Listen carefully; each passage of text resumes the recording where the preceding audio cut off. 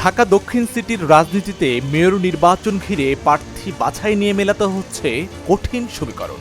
একদিকে জামায়াতে ইসলামীর পছন্দের প্রার্থী ডাকসুর ভিপি সাবেক শিবির নেতা সাদিক কায়েম, অন্যদিকে একই আসনে সাবেক অন্তর্বর্তী সরকারের উপদেষ্টা আসিফ মাহমুদ সজীব ভুঁইয়ার নাম ঘোষণা করেছিল জামায়াতের জোটসঙ্গী দল জাতীয় নাগরিক পার্টি এনসিপি।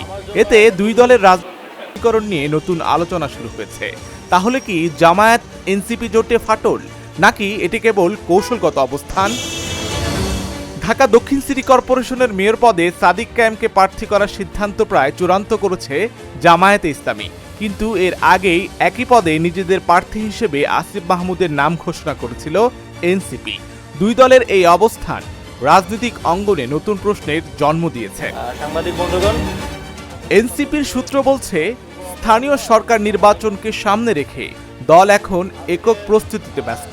তফসিল ঘোষণা না হওয়ায় জোট বা আসন সমঝোতা নিয়ে এখনও কোনো চূড়ান্ত সিদ্ধান্ত হয়নি। তবে রাজনৈতিক বিশ্লেষকদের মতে ঢাকা দক্ষিণে দুই দলের সম্ভাব্য দুই প্রার্থী সামনে আসায় জোটের ভবিষ্যৎ নিয়েও আলোচনা শুরু হয়েছে। আসিফ মাহমুদ জুলাই গণঅভ্যুত্থানের অন্যতম মুখ, পরে অন্তর্বর্তী সরকারের উপদেষ্টা এবং বর্তমানে এনসিপির মুখপাত্র। অন্যদিকে সাদিক কায়েম ডাকসুর ভিপি, ছাত্র রাজনীতি থেকে উঠে আসা জামায়াতের নতুন প্রজন্মের অন্যতম পরিচিত মুখ তিনি। ইতোমধ্যে নির্বাচনী প্রস্তুতির অংশ হিসেবে ছাত্র শিবিরের আন্তর্জাতিক সম্পাদকের দায়িত্ব ছেড়েছেন তিনি। সবচেয়ে বড় প্রশ্ন এখন একটাই, ঢাকা দক্ষিণে কি শেষ পর্যন্ত নির্বাচন করবেন আসিফ মাহমুদ, নাকি এনসিপি তাকে সরিয়ে নেবে? আর যদি দুজনই মাঠে থাকেন, তাহলে কি জামায়াত ও এনসিপির মধ্যে দেখা যাবে সরাসরি ভোটযুদ্ধ, নাকি শেষ মুহূর্তে বদলে যাবে পুরো হিসেব নিকেশ?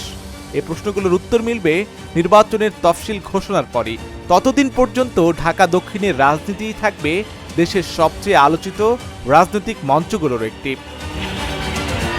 এদিকে আসন্ন স্থানীয় সরকার নির্বাচনকে সামনে রেখে বিএনপির সম্ভাব্য মেয়র প্রার্থী নিয়েও চলছে জোর আলোচনা।